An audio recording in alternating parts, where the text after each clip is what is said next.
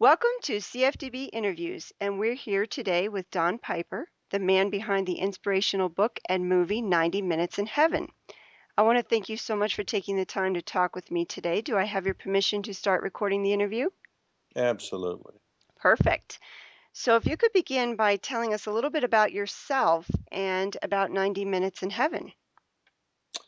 Well, I just turned 65, so they told me when I got on a airplane the other day that I qualified for OTD, which they explained to me was older than dirt. Uh, I thought it was some kind of fancy airline description or initials, and apparently it is older than dirt. Um, I got killed in a car crash when I was 38, which I guess is remarkable that I am 65 now that I'm thinking about it. I wrote a book about the car crash because during the time I was declared legally dead, I had the extraordinary privilege of glimpsing heaven, and uh, and then I came back, and I was not very happy about it, frankly. But I did get to see heaven. I came back to 13 operations and actually 13 months in a hospital bed and 34 operations and couple of years of therapy, so I didn't really want to be back here. So the story that I wrote is called 90 Minutes in Heaven. It's a chronicle of what happened that day when I was killed on the old bridge and what happened since.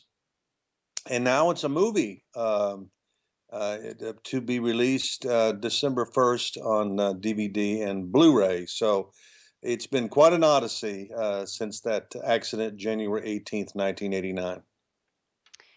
It sounds like it. We actually were able to see 90 Minutes in Heaven and at a screener and enjoyed it very much. And I have to say it was eye-opening, the experience that you had afterwards, really. It was quite powerful getting to see that.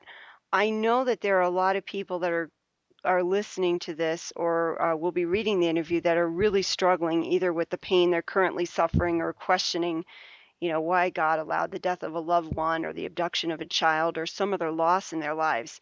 I Yes. really would like you to be able to take just some time to really encourage those that are struggling because of what you've been through. Yeah, and sometimes it's a divorce, it's a bankruptcy, it's a hurricane, it's a tornado. Um, in this life, there will be suffering. There is pain. It's a product of our rebellion against God. Had we remained in the garden, we wouldn't have endured all this. But those who went before us, and let's face it, ourselves, and those who will come after us, we we've chosen to live in rebellion to God. And as a Right, result of that, there is suffering, there is pain. It's part of this life and loss. The death rate here is 100%. So right. I certainly learned that in a very real way. I mean, only 3 weeks ago, I was standing in a pulpit doing the memorial service for my father-in-law, Oh, and sorry.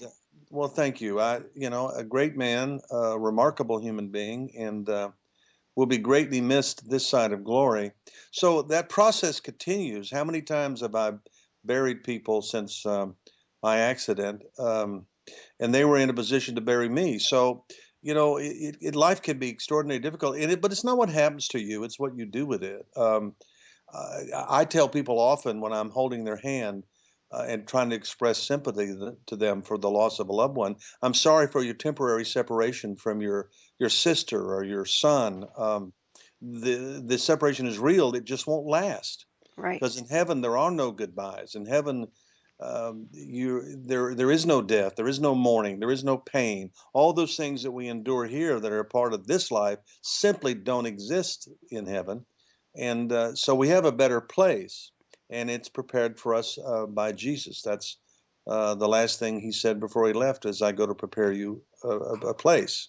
And so we have to take we have to have confidence in the fact that we have a better place, and it's real and we can go there, but we can also have a better life on the way to the place, even though it can be extraordinarily painful and difficult. And I think that just means embracing God. I asked God in the hospital, one night at 3 a.m. When I just couldn't felt like I couldn't take it anymore after all the operations and the surgeries and everything. Why couldn't he send somebody here to help me understand what this was all about? And essentially, I heard him speak through some very familiar music that I was listening to in the hospital room, and he said, "This is not about you. It's about what I can do through you now. I could never do before the truck hit you." Hmm. You have to take your pain and turn it into a purpose. You have to take your disappointment and look for divine appointments, because instead of shaking your fist at me, you need to use the same hand to reach out to other people, put your arm around them and say, "I will help you get through this because I understand how you feel." Now, we can all do that. And so we have a tendency to look at ourselves when we're in tragedy, loss, suffering, and wondering why are we going through this. And the truth is, we need to be looking outside of ourselves, because God can help us comfort and encourage other people because we know how that feels. And when we get to that point, then we'll understand why we went through it in the first place. And I did. I had to get hit by a truck to figure that out. But I hope I hope you don't. I hope people who are listening don't. I hope that they'll understand that instead of complaining to God about why your wife died, put your arm around someone else who's lost a spouse and say, "Let me help you. I understand the feeling behind this, and I'm learning to get through it, and I want to help you get through it because together we'll emerge. Together we'll overcome." And I think that is what God intends for us to do, is to minister really and have a ministry mentality. And when we do that, then we begin to really turn the corner. That is amazing, and that's exactly what I believe we all need to hear. And it's funny that you mentioned that, because I know several times I've heard people say, it's going to take God, to hit me with a 2 by 4 in order Yeah. to get my attention and get me to the place where I need to be. Um, and that's a scary thing. I don't want to be that way. I want I want to No. be open to learning without No, that. but sometimes that does happen. But it's, as I said earlier, it's not what happens to you; it's what you do with it. But then another question is, why would we want somebody that we know was bound for heaven and had reservations there and had trusted the Christ? Why would we want them to come back from there to this present vale of tears? Um, no, they know we're coming. People in heaven don't miss us; they expect us, because if we made that reservation and we know we're going to, there'll be a great reunion at the gates, and then we'll never say goodbye again. There aren't any goodbyes there. So we miss them, but we shouldn't expect them to want to be back here again. I certainly didn't want to come back here when all the people on down here were praying that I would live, who didn't actually know that I was already dead at the time they were praying. Right. Because if I'd have known they were praying, I would have told them to stop. I didn't want to come back here. It's interesting. I hadn't thought of it before about it as a reservation, but I really like that. And how do you think people get to that point where they start turning it from pain into purpose? Were there certain things that you did, through prayer or Bible study or individuals that helped you out, or what gets you Well, to that point? I stopped looking at the contraptions that were, attached to me. All the bone stretching devices. I lost 4.5 inches of my left femur, and I lost all the bones in my left forearm, and my right leg was broken. I had a lot of catastrophic injuries. And instead of looking at them, which were frankly very hideous, you should have seen other people look at them. It was just they were frightening to see. They're like torture devices. I Wow. started looking at other people through those eyes. And now, when I get it to speak, often it's not out of the ordinary that 2 or 3 people in the audience, on the front row, some people in wheelchairs, they'll have the same devices on because they read the book and they want to come and talk to somebody who got through it, because that's what they were wondering if they will ever do. So when you get to that point, then you've really kind of turned the corner. Instead of focusing on our own situation, we begin to focus on the needs of other people. And when we focus on those and we look for those divine appointments, then we'll get over our disappointment because now we're helping someone else. Um, we're the focus is off of us, and the focus is on how we might minister to them. And I think that's a Jesus attitude. I think he was always, in spite of his own persecution, of his own suffering, he was always interested in what he could do to help the plight of other people. And no matter what he was going through, he couldn't take his eyes off of those who were hurting and suffering and dying, and look at the results. So I think that is a Jesus way to look at it. And it just, God just spoke to me that morning and said, "You're just looking at this the whole wrong way."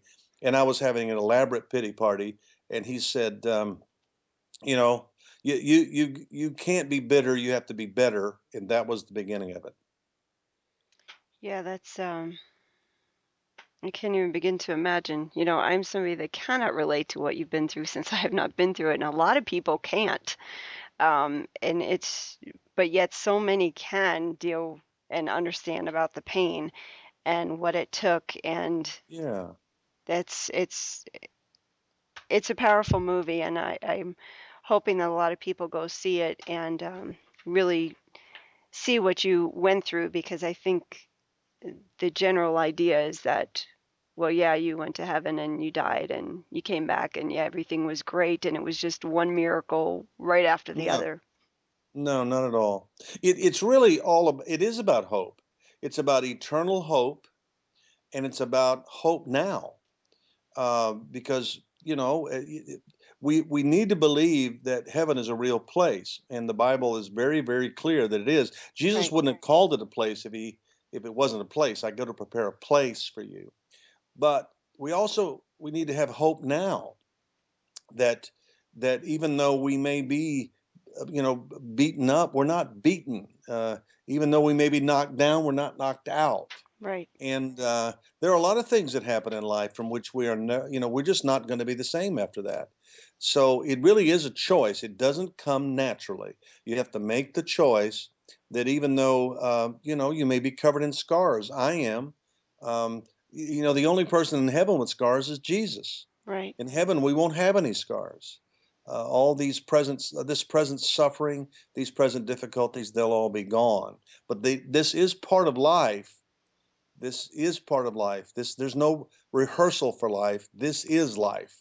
And so we want to win. We want to win the race. And in order to do that, we may have to fall down a few times. We may have setbacks, but it's how you finish. Absolutely. Would you like to close with letting people know how they can learn more about the book and the movie that's coming out? Some details, maybe the Facebook page or the movie page. How can they learn more about it? Sure. Yeah, the movie, of course, was released on 9/11 on purpose. We felt that was a day that people needed to be reminded of hope. Um, it is available now on pay-per-view, any of the platforms that normally have pay-per-view. Um, you could just enter 90 minutes in heaven, and that's the numerals 90 minutes, and not the letters 90 minutes.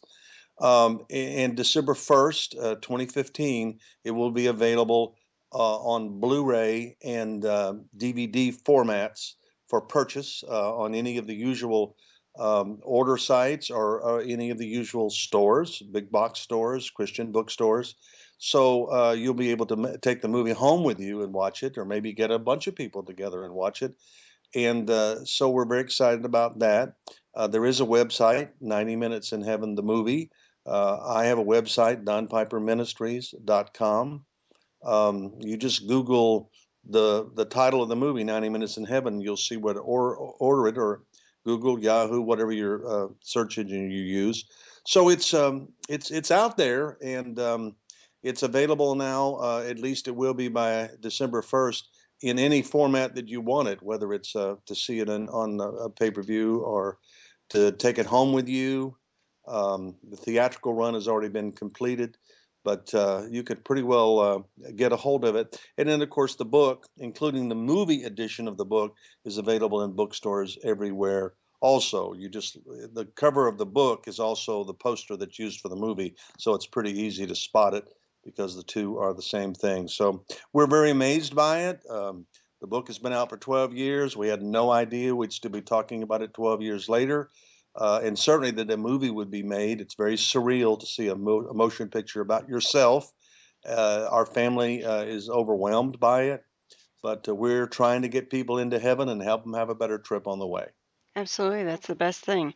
I want to ask you one more quick question. On the book, you said there's the theatrical version of the book. Uh, what is the difference between the two? There isn't. The theatrical edition, of course, played in motion picture theaters around the country for 6 weeks, and it completed its run. Actually, there's no difference in the picture. There are a lot of additional things on the DVD and Blu-ray versions. A lot of interviews with family members, interviews with actors, extras Great. that they usually put on there. So there's additional footage that was shot. A lot of extra things when you if you purchase the DVD Blu-ray that frankly you can't get any other way. In the motion picture that we saw in the theater, of course, those things were not included. Just it was just the film. Okay, perfect. That's good for everybody to know. Again, I Hmm. want to thank you so much for taking the time to talk with me today, Don. My privilege. You have been listening to CFDb interviews. For more about CFDB, please check out our website at christianfilmdatabase.com.